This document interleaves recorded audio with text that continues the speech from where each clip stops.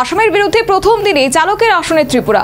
হনুমা বিহারীর দায়িত্বশীল শতরান রাজ্য দলকে সাহায্য করল বড় রানের ইনিংস গড়তে। শনিবার প্রথম দিনের শেষে রাজ্য দলের সংগ্রহ 4 উইকেটে 316 রান। এমবিবির উইকেটে বাংলার বিরুদ্ধে ম্যাচ ড্র করেছিল ত্রিপুরা দল।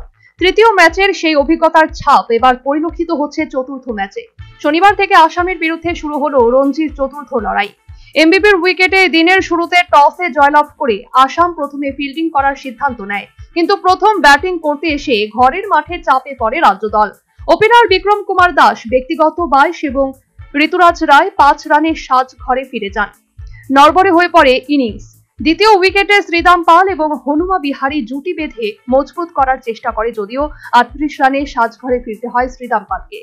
34.3 ওভারে 3 উইকেট হারিয়ে রাজ্য দলের সংগ্রহ হয়েছিল 102 রান। তবে চতুর্থ উইকেটে একটা বড় ইনিংসের স্বপ্ন নিয়ে হনুমা বিহারী এবং সেন্টু সরকার জুটি বাঁধে।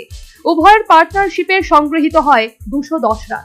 145 বল মোকাবিলা করে 6 রানের জন্য 100 রান হাত ছাড়া করে সেন্টু সরকার। 94 রানে আউট হয়ে প্যাভিলিয়নে ফিরতে হয় তাকে। তবে 215 বল মোকাবিলা করে প্রথম দিনে 143 রানের উইকেটে অপরাজিত থাকেন হনুমা বিহারী, যার কারণে প্রথম দিনের শেষ রাজ্য দল 84 ওভারে 4 উইকেট হারিয়ে সংগ্রহ করে 316 রান।